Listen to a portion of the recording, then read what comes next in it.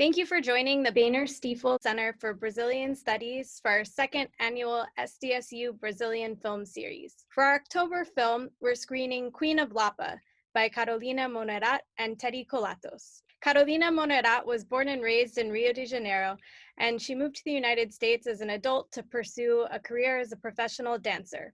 She has experience both on and off screen as an actress and as a producer. Her directorial debut, Queen of Lapa, is set near her childhood home in Rio. Teddy Collatos is a filmmaker from the US who has a long list of independent and commercial productions under his belt. His cinematic production challenges heteronormative storytelling and depicts characters who experience social alienation. While his first feature-length films, Dipso and Tormenting the Hen, take place in rural New England, Queen of Lapa is his first feature-length documentary and his first film made in Brazil. I talked to Carolina and Teddy in September 2020 when they were at their home in Brooklyn, New York. We talked about the making of Queen of Lapa, its reception in Brazil, the status of independent filmmaking amidst a global pandemic, and I even got to meet their cat, Fellini.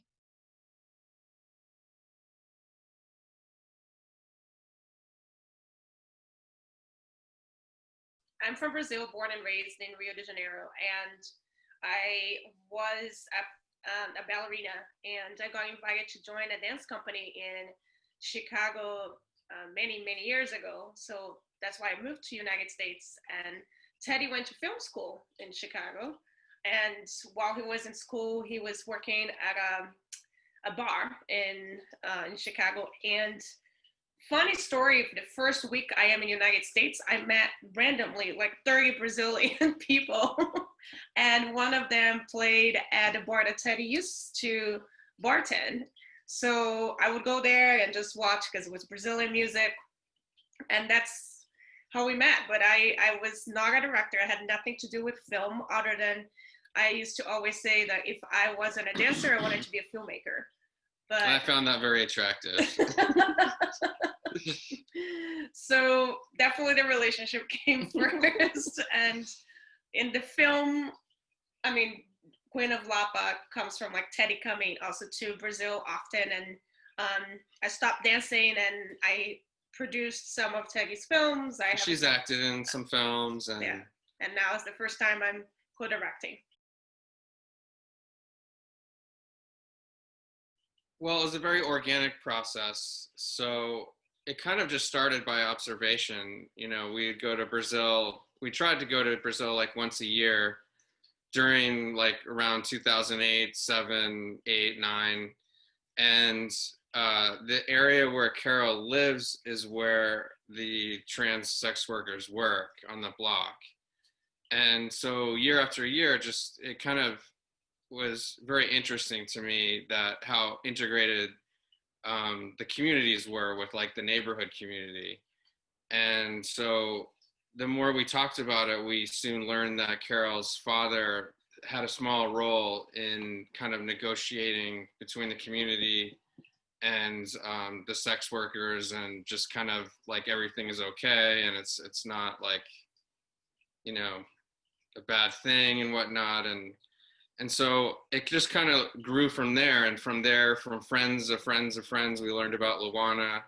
And we just kind of grew extremely interested in Luana and her legacy. And then when we met her, we were just like, wow, just such an interesting, powerful person.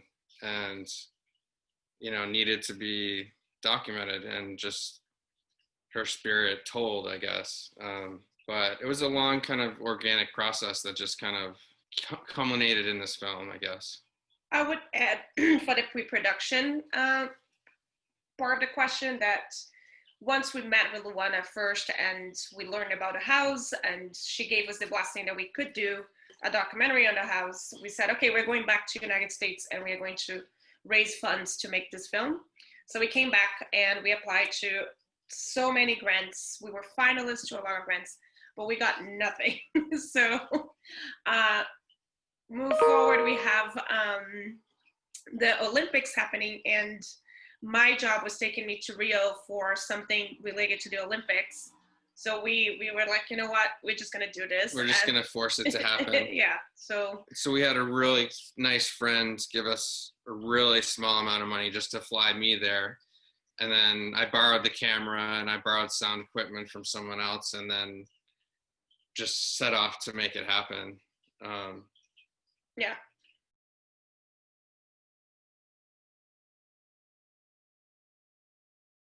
It's always a challenge, every film. Every film is extremely hard to do. So with this one, you know, being a documentary and being observational and being related to kind of direct cinema approach, we were filming for really long hours. So just the physicality of it was extreme. Just holding a camera for 16 hours straight and booming for that long, and yeah, I mean, and the crew was just me and him. So Teddy was the camera and I was the sound boom. So that in itself, it's a lot. And I think one thing that was stressful was, you know, we're in Rio de Janeiro and we have all this really expensive equipment. So there is always this nervousness that we might get robbed. And if we were, like, what are we going to do if we don't have another equipment? So that was always in the back of our mind too. Yeah, there's just so many things. Like, for instance, I'm not totally fluent in Portuguese at all, especially speaking. But, you know, when we're hanging out with friends, I can kind of catch words and phrases and sort of follow along in a basic level. And there's a certain context to most conversations. Like, we're talking about the film, and that's the context of us talking now. And so I thought I would be able to do that in this situation.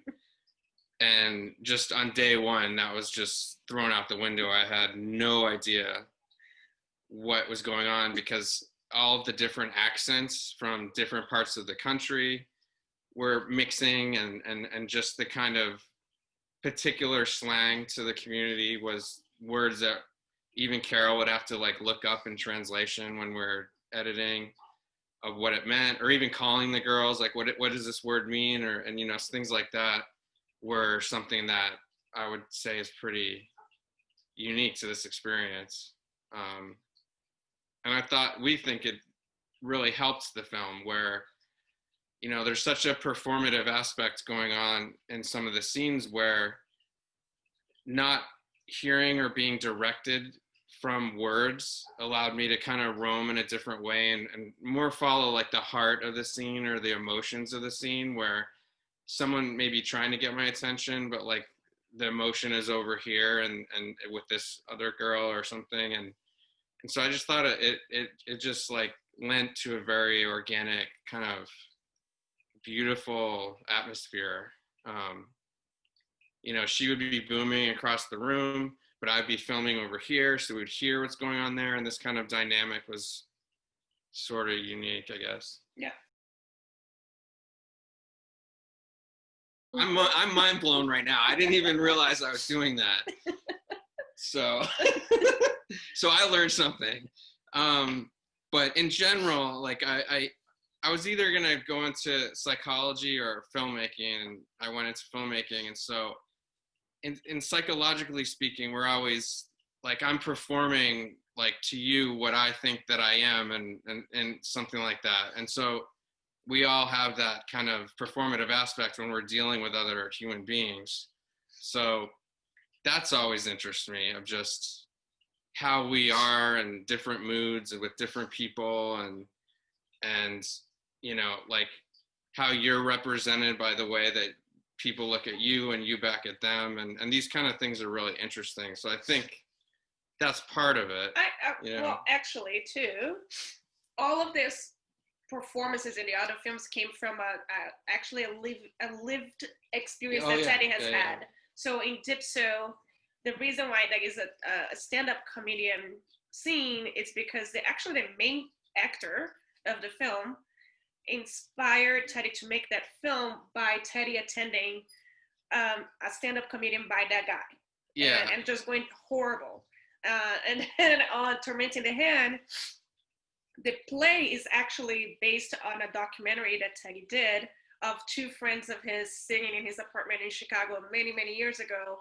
And what you hear the actors talking about in the Torment in the Hand is actually what the actors were saying, what these two friends were saying on this documentary. So yeah, and I in that case, I always wanted to make a play of the documentary, because when people would watch the documentary, they would judge the person and not look at it as like the person growing through the course of the documentary. And so when you put things in the context of like art, these things, these kind of interpretations can change. So where you're not judging like the literal person in Tormenting the Hen, because it's a play and it's also a movie. And then, yeah, just what Carol was saying, my friend was doing this stand-up comic show and a punk rock thing, and he just got wasted and just stretched his 3-minute set into like an hour, to where like people are literally like grabbing him off stage, and that was just a really charged night, I guess. And just like, I'm always interested in like kind of punk rock stuff and that type of music and that type of culture. So, but yeah, it's interesting. I never really saw that before, the performance within the film.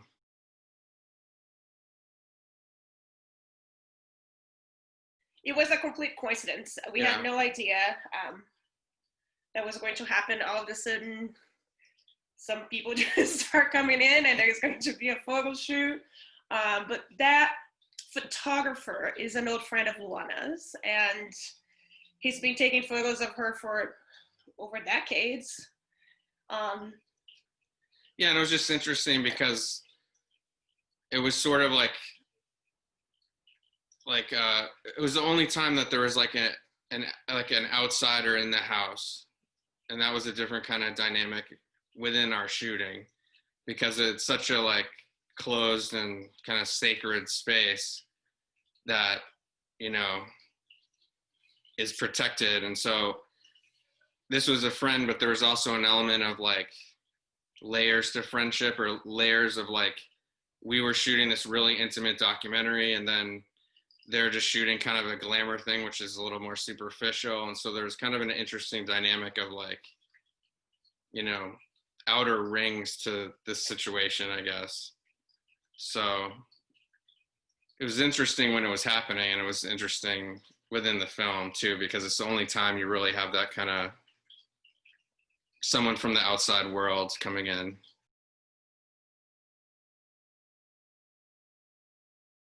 This has been a really touchy subject, because our dream was to show in Rio, have the girls there, and you know, we thought it would be really well received in Brazil and that people would have interest to show the film, and we found the opposite of it. So the film just premiered in Brazil this year, in July or August.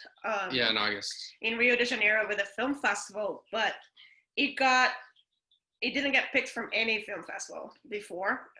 And we got some feedback of how with Bolsonaro and how right now organizations cannot really show films about the LGBTQ experience. It's really more focused on family films. There is a bit of censorship. That's why they couldn't show the film. Also because of Bolsonaro, so much funding for the arts have been cut. So film festivals had to really be more like in line with his philosophies, and like show films that would guarantee revenue for the film festival. So more of like the Hollywood films. But we were the only feature film that opened this festival that showed in Rio, and it seems like it went really well. And we just got news yesterday that it's showing at a different festival in Curitiba that goes to São Paulo. So we're excited, and we really hope to have the film be available through distribution in Brazil as well in the future. Yeah, they have seen the film, but we didn't screen it in Brazil. We just sent them links. and we keep in touch very much so. Some updates about them, like Mariana, the one that talks about how she fell in love with this guy in 4 hours. She is now a nurse. Gabi is still very much Gabi, just, you know, having fun on Facebook and her Facebook lives, and she's great. So yeah, we have kept in touch. I mean, but the real kind of heartbreaking thing is Luana never saw the film. She died like a couple months after we finished shooting, and to us it's like a real tragedy because she was so used to being depicted as like in the news story in the film and just being exploited, and you know, part of the reason why she even let us film is because we just said we have no agenda, no story, we're just gonna see where things go and observe, and for her that was just touching almost that someone would approach it like that. It didn't make sense to her. She's like, what's the angle here, you know, kind of thing. And we're like, we have no idea like what is to be, and we wanted to make something that like her friends could watch it and just feel like they're hanging out with her. And so it's sucks that she didn't get to see it. It's like terrible. Besides the Q&As would have been awesome, but yeah. Yeah, the foundation didn't come into fruition, but the house still stands and in a different location. So her niece, who you see in the film a little bit, she is running the new house. It's also in Rio. It's near the Sambódromo. And all of Luana's photos are there, and it's still there. And something that it's really beautiful to see too is that some other girls that lived in their house have moved on to create their own houses. So Luana's legacy of that community taking care of each other, of creating a space for people to feel safe and recognized and with resources has really lived on with the girls. Yeah, I mean, the guiding principle was to like reflect the actual scene. So it sounds simple, but to not alter the meaning of the scene, of like what we experienced, what the scene was, and what was being told. So that's like the most basic kind of philosophy when cutting each scene, is just to maintain the kind of, you know, what's the word, like spirit of the real scene, whether it's like the order of the scene or the order that events that took place, stuff like that. The things that didn't make it are more just things that the story of the scene didn't have enough pieces to make sense to someone that doesn't know the environment. So like, there's so many details that are interesting, but it's like can only be communicated person to person, and it's hard to communicate it in terms of like to an audience or someone that isn't familiar with the community. So there was all these interesting things that couldn't be in it because it wouldn't make sense. Like it was too rich, like, you know, there's too much, and there was already so much going on that did make sense in a scene where it would muddy the interpretation and the understanding of everything. So in that sense, I was gonna say it was easy, but no, it wasn't. It was really hard. Yeah. And we also wanted to make a feature film, but in the shorter side of things too, which made it even extra hard. Yeah, you know, Brazil's a very like verbal country, and people talk a lot and express a lot and emote a lot and love a lot, and so, but in a film it made, you know, the first couple of cuts in the test screenings was overwhelming to people, just like reading really fast or listening really fast, and just being constant. There wasn't breath, but there wasn't breath in shooting it. So one of the harder parts towards the very end was creating breath, between scenes and even within a scene to make a point land a little bit more than it did in the actual moment. So there's some really important things that Luana says, and she just says it offhandedly, like it just comes out. You're like, whoa. But in a movie, when you're just trying to keep up and you're learning about new people, and it was really hard. So there'd be moments of like extending a shot like to the nth frame before someone talks again, so that you really hear a certain poetic moment, so that was really hard. And then finally, like the beginning edit was more in line with the experience that we had chronologically and more in line with the spirit of what we had.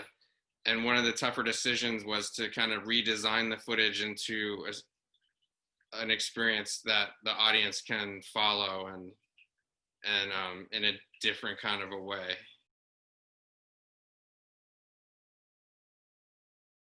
Subtitling was Beast. what we were saying before, is like there's so many dialects and so many slang that even our translator that is from Rio and near the neighborhood of Lapa would have to like Google words and talk to her family. And then after that layer of translation, then there's the translating to English, where we would nitpick like phrases and words to, is this exactly like what Luana's saying? Or, that like, cause she'll make these turns of phrases that are A, only Brazilian, and then B, only Luana.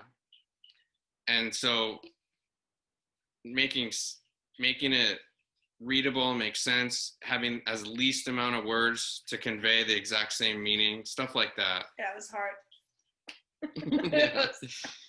Like I wanted to see what it was because I'm editing it, and I didn't want a layer of editing before I got it, because you don't know what I think is interesting, and the translator is nothing to do with film. So like the choice of whoever the translator would make, if they were to skip things, like I couldn't take the chance. Well, thank you for the very simple question. I have no idea. I mean, like, in terms of just film, there's the obvious strange dichotomy of we're all probably ingesting way more content than ever. Like the average person, like we watch a lot of stuff anyways, because we make films. I'm sure your audience watches a lot of stuff anyways, because we're watching this right now. And but I mean, even in the general public, people are consuming more content, but nothing's being made. And that's strange. So in terms of like DIY aspects, I have an opinion about that. Yeah. I think that it is important to wear many hats in a production, as you cannot have the full set that sometimes people are, want to have. You might have to be a very small set where you're the director, but you're also the cinematographer, and you will also control the sound maybe, or so I think that the more hats you can wear, the best for this day and age. And I think that, because people are ingesting more, and there is a saturation of films too, like with the Netflixes and all of the streaming sites, maybe this is the entry point for maybe a regular person that never watched an independent film to watch an independent film. We are seeing that even our film is reaching so many more audiences because no one can go into a movie theater. So people in Germany can be watching from a festival that happens in Alabama usually. So hopefully people are broadening their choices of entertainment. And our cat is making a lot of noise. He does this thing that we call the dance. He has a toy in his mouth and he just walks around and meows. So he's doing a dance for us. He's very proud right now. So, yeah, so I mean, it's weird. It's just, I don't know, it's weird. But it's, on what Carol was saying, it is like almost an advantage if you work like us, because we can just do everything. I wouldn't recommend it because it's horrifying. But yeah, I mean, I don't think anyone knows even what is happening yet. So even on the aspect of like, do my characters wear masks now? Like, but I don't know, what's gonna happen? Like, we have no idea. So in terms of real life. So in terms of what we've been doing, I've been kind of finalizing some scripts I've already been working on and not shooting. So maybe animation will have a big comeback too. Yeah. That's new content that you can safely do. That is actually happening. Like Comedy Central is like switching everything over to animation.